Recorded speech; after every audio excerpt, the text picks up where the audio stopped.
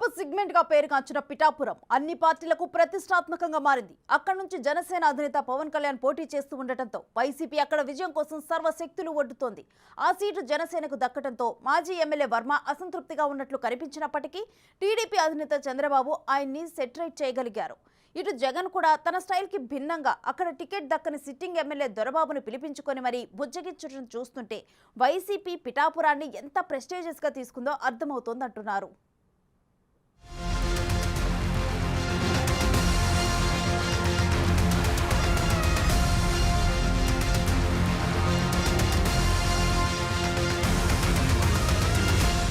ఏపీలో clean sweep చేస్తానంటున్న YCP మరీ ముఖ్యంగా 4 సెగ్మెంట్లను అత్యంత ప్రతిష్టాత్మకంగా తీసుకుంది. టీడీపీ అధినేత చంద్రబాబు నాయుడు రికార్డ్ స్థాయిలో విజయాలు సాధించిన కుప్పం, నందమూరి బాలకృష్ణ హ్యాట్రిక్ విజయం సాధించడానికి సిద్ధమైన హిందూపురం, తొలిసారి ఎమ్మెల్యేలుగా గెలవాలని పట్టుదలతో ఉన్న నారా లోకేష్ పోటీలో ఉన్న మంగళగిరి, పవన్ కళ్యాణ్ బరిలో పిఠాపురం సెగ్మెంట్లపై వైసీపీ అధ్యక్షుడు స్పెషల్ ఫోకస్ పెడుతున్నారు. ఇప్పటికే హిందూపురం, కుప్పం బాధ్యతలను భుజానికెత్తుకున్న మంత్రి పెద్దిరెడ్డి రామచంద్రారెడ్డి తానే అక్కడ పోటీలో ఉన్నట్లు గ్రౌండ్ వర్క్ చేస్తున్నారట.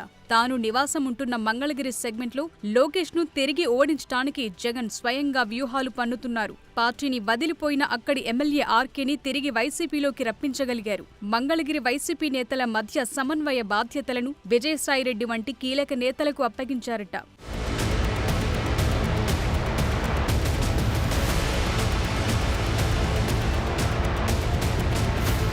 ఈసారి ఎన్నికల్లో కాపు వర్గం ఈక్వేషన్లు కీలకంగా మారటంతో పిఠాపురం నుంచి పోటీలో ఉన్న జనసేన అధ్యక్షుడు పవన్ కళ్యాణ్ ను ఓడించడానికి సర్వశక్తులు ఒడ్డుతున్నారంట వైసీపీ అధ్యక్షుడు. పవన్ కళ్యాణ్ పోటీ చేసే స్థానంపై చాలా కాలం సస్పెన్స్ కొనసాగింది. ఆయన గత ఎన్నికల్లో పోటీ చేసి ఓడిపోయిన భీమవరం, గాజువాకలతో పాటు వివిధ సెగ్మెంట్ల నుంచి పోటీలో ఉంటారన్న ప్రచారం జరిగింది. మధ్యలో జనసేనాని అనంతపురంపై కూడా కన్నేశారన్న టాక్ వినిపించింది. అయితే ఆయన చివరికి పిఠాపురంను సెలెక్ట్ చేసుకున్నారు. 2009 నుంచి కూడా అందరూ 2014లో పార్టీ పట్టగానే ఫస్ట్ నాకు పిఠాపురం నుంచి అడిగారు పోటీ చేయమని. మళ్ళీ తెలంగాణలో అడిగారు పోటీ చేయమని. మళ్ళీ పిఠాపురం నుంచి వచ్చింది, 2 చోట్ల నుంచి వచ్చింది ముందుగా. కానీ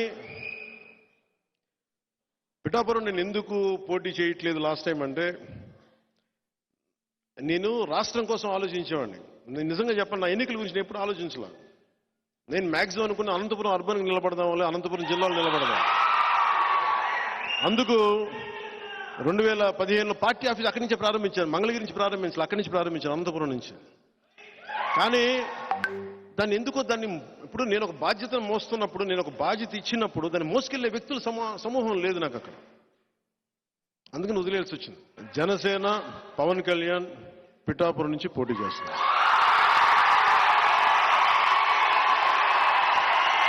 మా గురువైన పిఠాపురంలో పవన్ ను ఓడించడానికి వైసీపీ సర్వశక్తులు ఒడ్డుతున్నట్లు కనిపిస్తోంది. సెగ్మెంట్లోని అన్ని మండలాలకు ముఖ్య నేతలను ఇన్ఛార్జిగా నియమించిన అధికార పక్షం పిఠాపురం వైసీపీ అభ్యర్థిగా వంగ గీత పేరు ముందుగానే ఖరారయ్యింది. కాకినాడ ఎంపీగా ఉన్న గీతకు పిఠాపురం సొంత నియోజకవర్గం కావటంతో పట్టుబట్టి మరీ అక్కడ టికెట్ దక్కించుకున్నారు. అక్కడ ఎమ్మెల్యేగా ఉన్న పెండం దొరబాబును పక్కన పెట్టి మరీ గీతకు అవకాశం ఇచ్చారు జగన్. అయితే వంగ గీత అభ్యర్థిత్వం ఖరారయ్యే నాటికి పవన్ పోటీ చేసే స్థానంపై క్లారిటీ రాలేదు. ఎప్పుడైతే పవన్ పిఠాపురం నుంచి పోటీకి సిద్ధమయ్యారో పిఠాపురంలో పొలిటికల్ ఈక్వేషన్లు చకచకా మారిపోతున్నాయి. పవన్ పై స్పెషల్ ఫోకస్ పెట్టిన వైసీపీ అధ్యక్షుడు జగన్ ఆయన్ని ఓడించడానికి అన్ని ప్రయత్నాలు మొదలుపెట్టారట.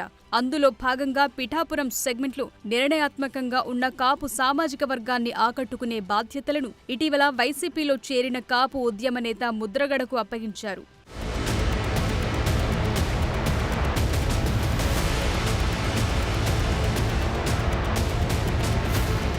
అలాగే పిఠాపురం మండల బాధ్యతలు ఉభయ గోదావరి జిల్లాల కోఆర్డినేటర్ మిథున్ రెడ్డికి అప్పజెప్పారంట. బీసీ సామాజిక వర్గం ఓటింగ్ ఎక్కువగా ఉన్న యు కొత్తపల్లి మండలానికి మంత్రి దాడిశెట్టి రాజాని ఇన్ఛార్జిగా నియమించారు. ఆ మండలంలో కీలకంగా ఉన్న మత్స్యకార నేతలతో దాడిశెట్టి అప్పుడే మంతనాలు మొదలుపెట్టారు.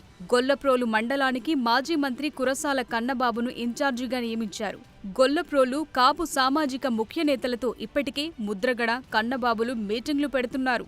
ఇక పిఠాపురం వైసీపీ ఫినాన్షియల్ కమిటీ ఇన్ఛార్జిగా ద్వారంపూడి చంద్రశేఖర్ను నియమించారట.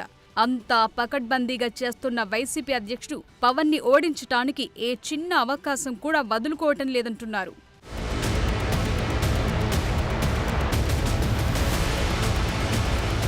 ఆ క్రమంలో వైసీపీ బాస్ తన సహజ శైలికి భిన్నంగా మెట్టు దిగి వచ్చి బుజ్జగింపులకు దిగుతుండటం ప్రాధాన్యత సంతరించుకుంది. పిఠాపురం నుంచి పవన్ పోటీలో ఉంటారని ప్రచారం జరిగినప్పుడు టీడీపీ మాజీ ఎమ్మెల్యే వర్మ అసంతృప్తితో కనిపించారు. అప్పట్లో ఆయనతో వైసీపీ నేతలు మంతనాలు సాగించారన్న టాక్ వినిపించింది. అయితే పవన్ పోటీ ఖరారయ్యాక చంద్రబాబు జోక్యం చేసుకుని వర్మ భవిష్యత్పై హామీ ఇవ్వటంతో ఆయన పవన్ ను గెలిపిస్తానంటున్నారు.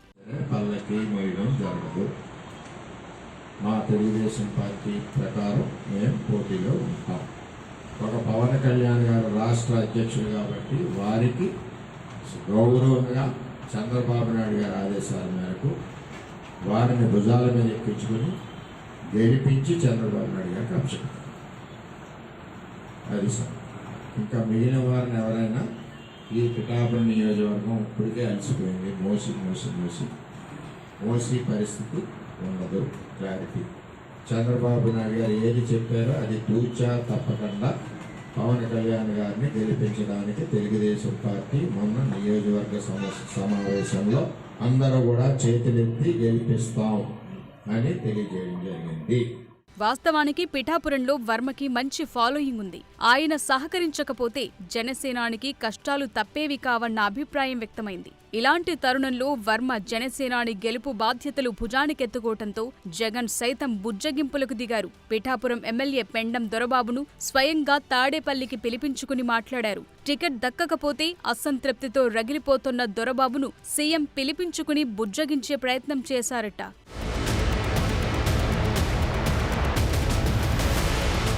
అందరూ కలిసి పనిచేస్తేనే పిఠాపురంలో పార్టీ గెలుస్తుందని, అసంతృప్తిని పక్కన పెట్టి మనస్ఫూర్తిగా పనిచేయాలని దొరబాబుకి సీఎం విజ్ఞప్తి చేశారట. పిఠాపురం సీట్ తనకే కేటాయించాలని గతంలోనే దొరబాబు కోరారు. ఇవ్వకపోవటంతో ఇటీవల రాజ్యసభ ఎన్నికల సమయంలో కనీసం తన సామాజిక వర్గం తరపున రాజ్యసభకు అవకాశం కల్పించాలని అభ్యర్థించారు.